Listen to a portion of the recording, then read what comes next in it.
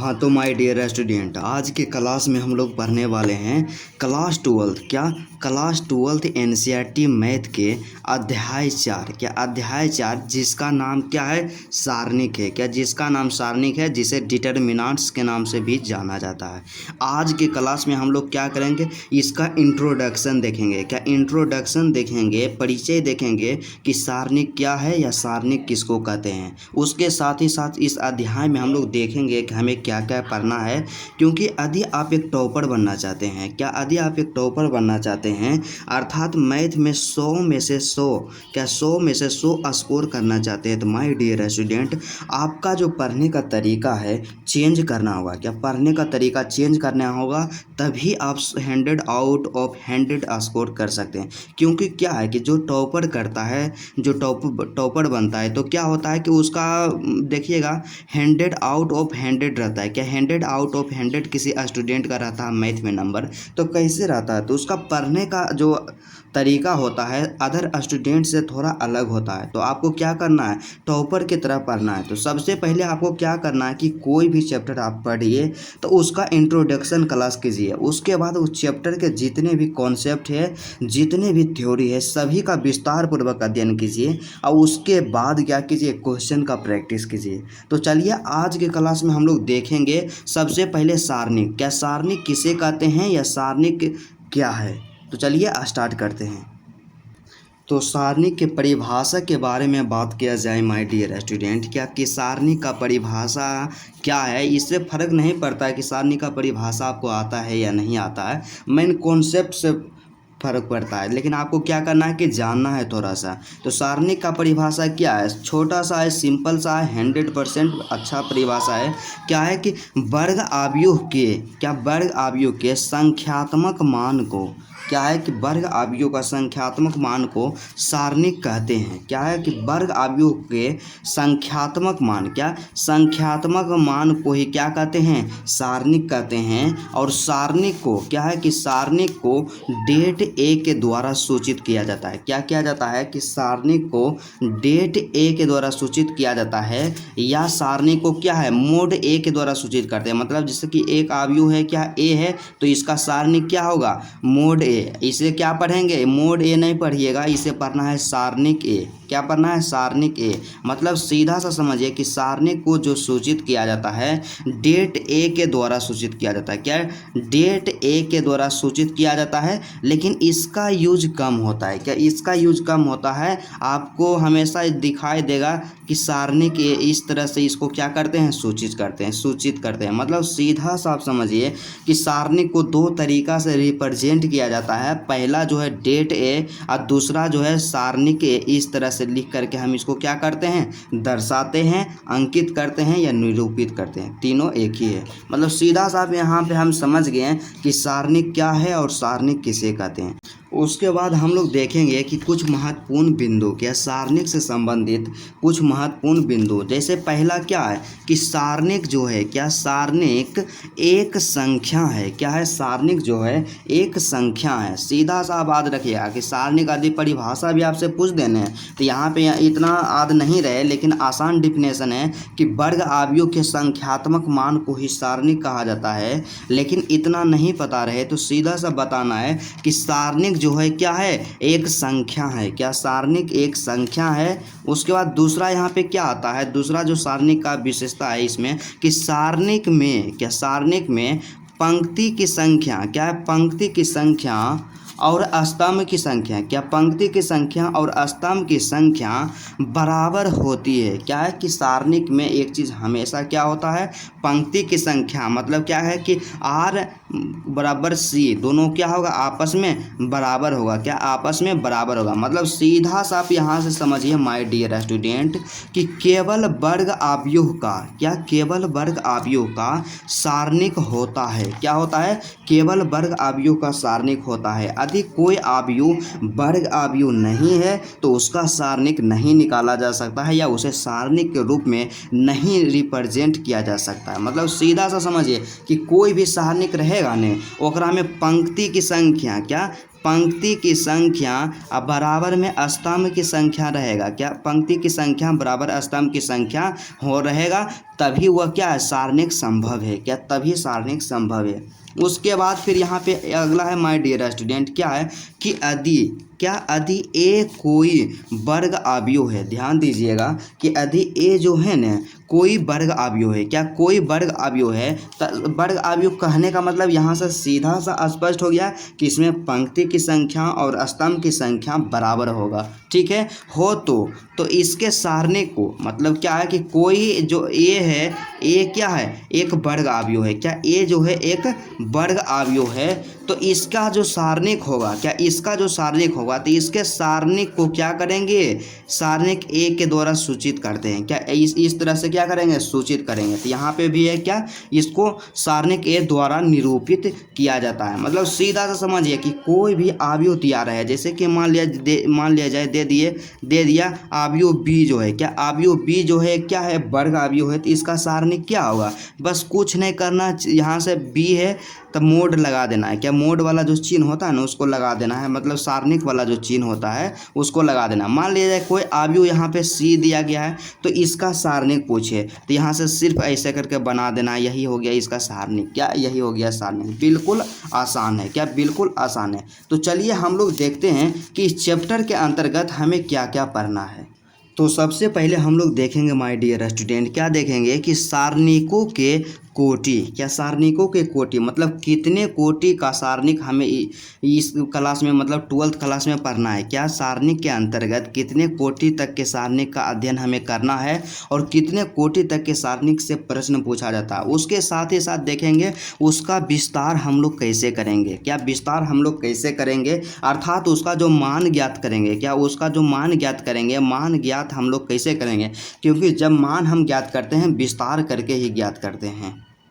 उसके बाद हम लोग देखेंगे कि सारणिक के गुणधर्म, क्या सारणिक का जो गुणधर्म होता है क्या होता है। उसके बाद फिर अगला क्या है उपसारणिक के बारे में पढ़ेंगे कि उपसारणिक क्या है या उपसारणिक हम लोग किसे कहते हैं। उसके बाद नेक्स्ट यहाँ पे है जो क्या है सहखंड, क्या सहखंड के बारे में पढ़ेंगे कि सहखंड क्या है। और ये जितना बता रहे हैं सबसे क्वेश्चन पूछा जाता है और सभी का सभी क्या है NCERT सिलेबस में है, क्या NCERT, क्या NCERT जो आपका बुक है हम उसी को फॉलो करते हैं और उसी में आपको पढ़ना है। उसके बाद फिर क्या है कि त्रिभुज का क्षेत्रफल, क्या उसके बाद फिर क्या है माय डियर स्टूडेंट त्रिभुज का क्षेत्रफल है, क्या त्रिभुज का क्षेत्रफल है, इसके बारे में पढ़ना है। और उसके बाद क्या है एक वर्ग अवयव, क्या एक वर्ग अवयव के सहखंड और व्युत्क्रम, क्या एक वर्ग अवयव के सहखंड और व्युत्क्रम। उसके बाद फिर क्या पढ़ना है कि अवयव के व्युत्क्रम पढ़ना है, क्या अवयव के व्युत्क्रम। उसके बाद फिर क्या करना है कि रैखिक समीकरणों का हल, मतलब अवयव के व्युत्क्रम के द्वारा रैखिक समीकरणों का निकाय का जो हल हम लोग निकालते हैं किस प्रकार से निकालते हैं, मतलब इस सभी टॉपिक के बारे में हमें पढ़ना है। तो चलिए आज की क्लास में हम लोग देखते हैं कि सारणिकों के कोटि, क्या सारणिकों के कोटि तथा इसके विस्तार। तो आपको जानकारी होना चाहिए माय डियर स्टूडेंट कि हमारा जो 12th क्लास है, क्या 12th क्लास है सारणिक के चैप्टर के अंतर्गत हमें क्या है दो तरह का सारणिक पढ़ना है। पहला क्या है 2 गुने 2 कोटि का सारणिक, क्या पढ़ना है पहला जो है 2 गुने 2 कोटि का सारणिक, और दूसरा जो हमें क्या पढ़ना है 3 गुने 3 कोटि का सारणिक, क्या 3 गुने 3 कोटि का सारणिक। और इससे ज़्यादा नहीं पढ़ना है और इससे ज़्यादा हमारा सिलेबस में दिया भी नहीं गया है और एग्ज़ाम में कभी इससे ज़्यादा पूछा भी नहीं गया। मतलब क्या है आपको मुख्यतः 2 सारणिक पढ़ना है, पहला 2 गुने 2 कोटि का और दूसरा जो पढ़ना है 3 गुने 3 कोटि का। चलिए एक एक करके हम लोग देखते हैं कि 2 गुने 2 कोटि का सारणिक क्या है, किसे कहते हैं और इसका क्या है विस्तार हम लोग किस प्रकार से करेंगे। तो यहाँ पे दिया गया है कि 2 कोटि वाला सारणिक, क्या 2 कोटि वाला सारणिक हम लोग किसे कहते हैं। तो सबसे पहले यहाँ की क्या कीजिए कि माना कि A B C और D कोई 4 संख्या हो, क्या कोई 4 संख्या है। मतलब क्या किए कि मान लिए माय डियर स्टूडेंट, क्या मान लिए हम लोग मान लिए कि क्या है कि A B C और D क्या है कोई 4 संख्या है, क्या कोई 4 संख्या है।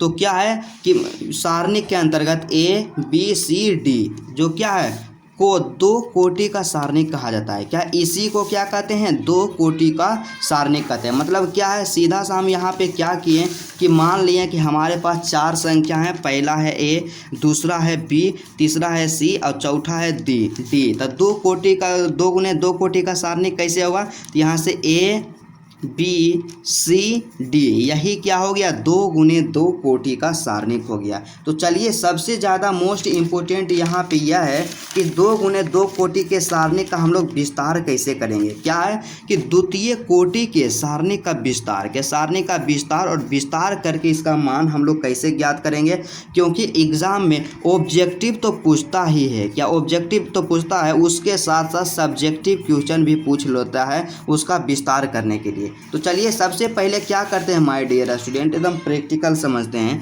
क्या है कि मान लेते हैं, क्या माना कि ए बराबर, क्या ए बराबर दो गुने दो कोटि का एक अवयव है। क्या है कि मान लिए कि ए बराबर दो गुने दो कोटि का एक अवयव है। क्या है, ए बराबर, और इसका एलिमेंट्स क्या दिया हुआ है, अवयव क्या है, A11 A12 A21 A22। आप लोग क्या करते हैं कि ये सब जो A11 A12 A22 A21 A22 इस सब को देख के आप घबरा जाते हैं, इससे घबराना नहीं है।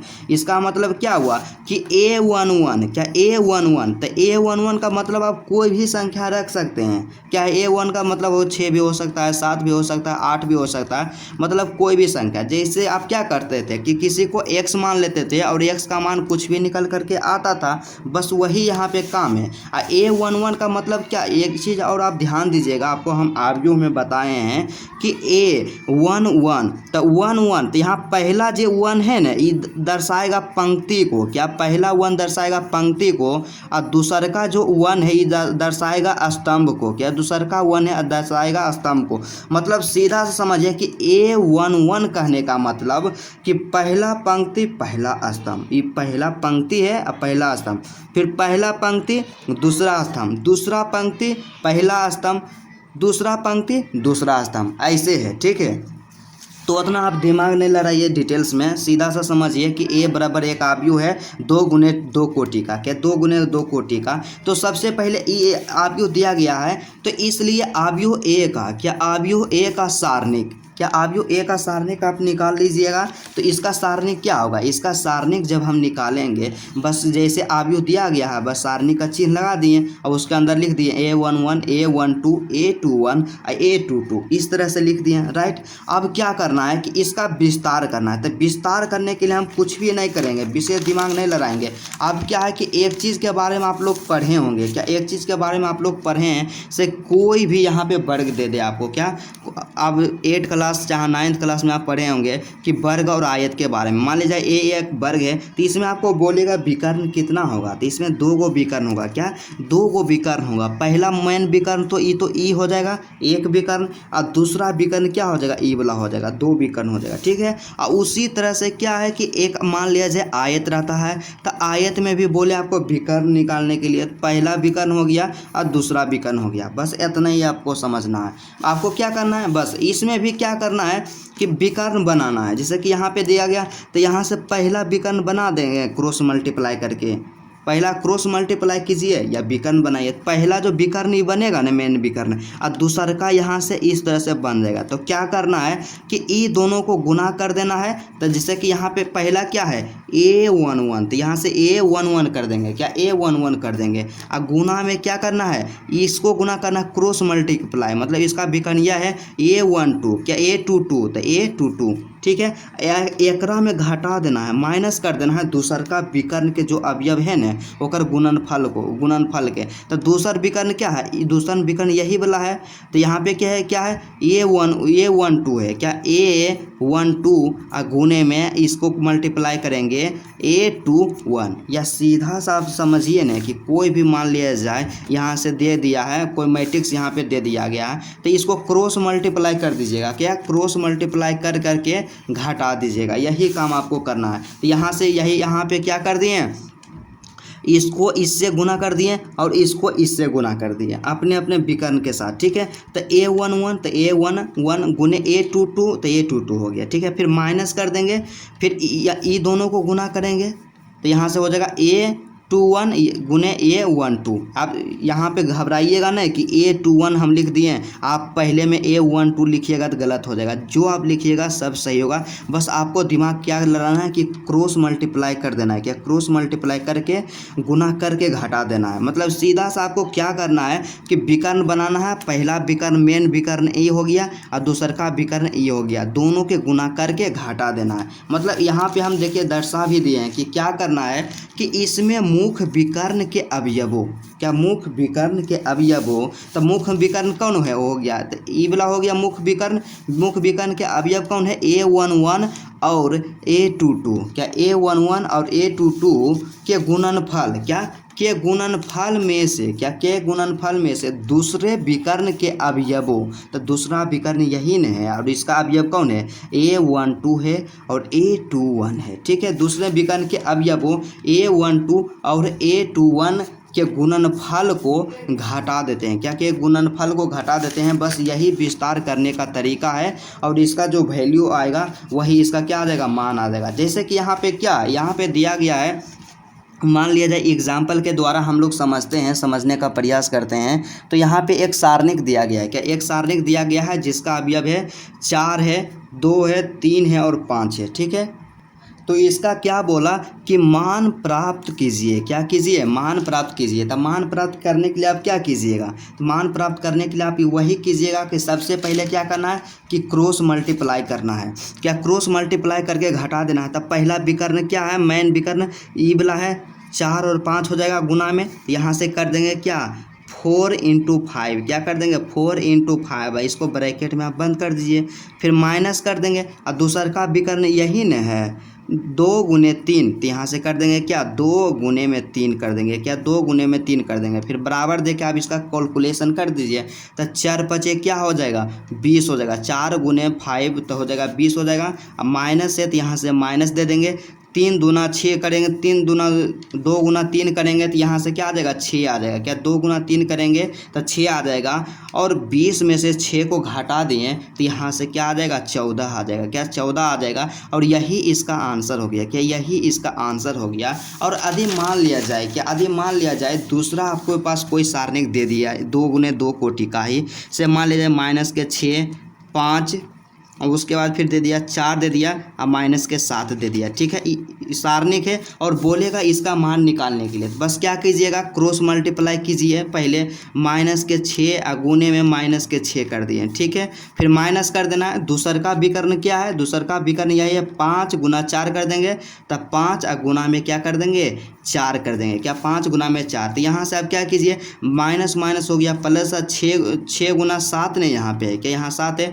तो 6 × 7 करेंगे तब 42 आ जाएगा। क्या 42, माइनस है तो माइनस देंगे, अब 5 × 4 करेंगे तब 20 आ जाएगा। क्या 20, तब 42 में से 20 को घटाएंगे तो यहाँ से 22 आ जाएगा और यही क्या हो गया आंसर हो गया। बिल्कुल आसान है। तो इसी तरह से जितने भी प्रश्न रहेगा 2 × 2 कोटि का उसका वैल्यू आसानी पूर्वक ज्ञात कर सकते हैं। तो चलिए आज की क्लास में हम लोग यहीं तक रहते हैं और नेक्स्ट क्लास में हम लोग क्या देखेंगे, अगला क्लास में हम लोग देखेंगे माय डियर स्टूडेंट, काफ़ी मोस्ट इम्पोर्टेंट है। क्या देखेंगे नेक्स्ट क्लास में 3 × 3 कोटि का, क्या देखेंगे 3 × 3 कोटि के आव्यूह का सारणिक देखेंगे और इसका विस्तार हम लोग किस प्रकार करते हैं और इसका मान किस प्रकार से ज्ञात किया जाता है, इसी के बारे में हम लोग देखेंगे। तो चलिए आज का क्लास यहीं तक रहता है, फिर आपसे मिलते हैं नेक्स्ट वीडियो में।